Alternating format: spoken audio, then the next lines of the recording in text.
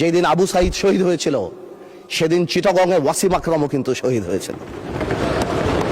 Contribution কিন্তু কারো কম না, আমাদের সবারই।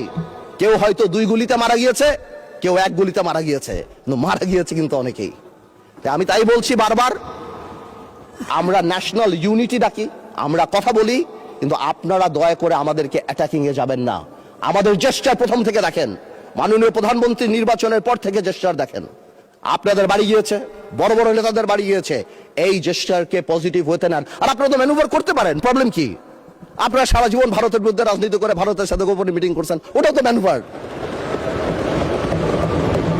আপনারা তো ম্যানুভার, এমন তো না আপনারা, no this is a good quality brother, don't be upset.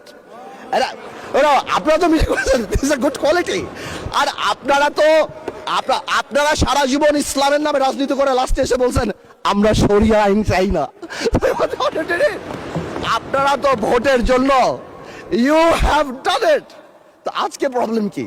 তো আমার কথা বলে একটু ম্যানুভার করেন, সংবিধানটাকে আমরা রেসপেক্ট করি, জুলাই সনদকে আমরা রেসপেক্ট করি।